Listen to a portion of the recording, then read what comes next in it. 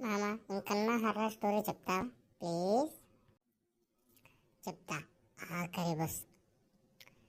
ఒక ఊరి మధ్యలో ఓ పెద్ద బస్ స్టాండ్. ఆ బస్ స్టాండ్లో ఒక వ్యక్తి వాళ్ళ ఊరికి వెళ్ళడం కోసం కూర్చొని ఉన్నాడు. రాత్రి 11 అవుతోంది.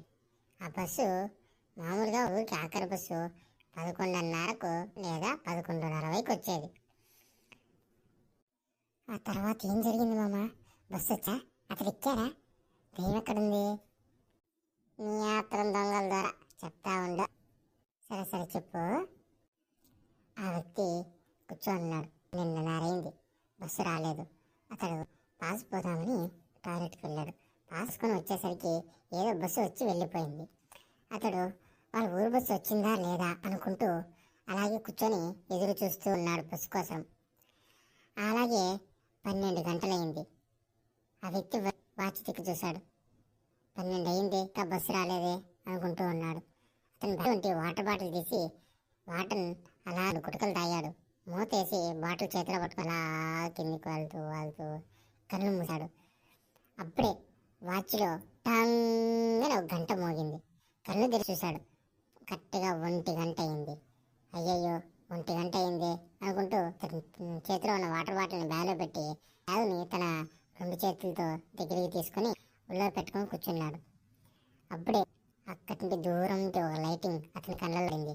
కండక్టర్, ఇదే ఆఖరి బస్సు, వస్తావా వస్తావా అని అడిగాడు. వస్తున్నానండి అంటూ ఈ వ్యక్తి లేచి బస్సు ఎక్కాడు. ఎక్కడికి వెళ్ళాలి అన్నాడు. వాళ్ళ ఊరి పేరు చెప్పాడు.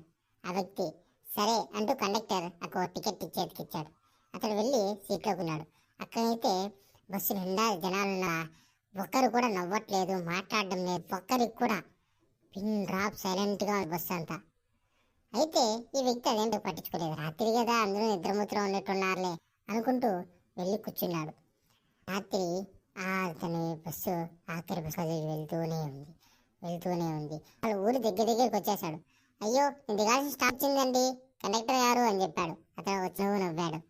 ఆ తర్వాత డ్రైవర్ గారు ఆపండి అని అరిచాడు. అయితే డ్రైవర్ ఆపలేదు. ఈ వ్యక్తికి డ్రైవర్ వినట్లేదేమో అనుకుంటూ గట్టిగా, డ్రైవర్ బస్ ఆపు, నేను దిగాల్సిన స్టాప్ వచ్చింది అని చెప్పాడు. అప్పుడు అంటూ బస్సులోని అందరూ నవ్వుతున్నట్లుగా అనిపించింది.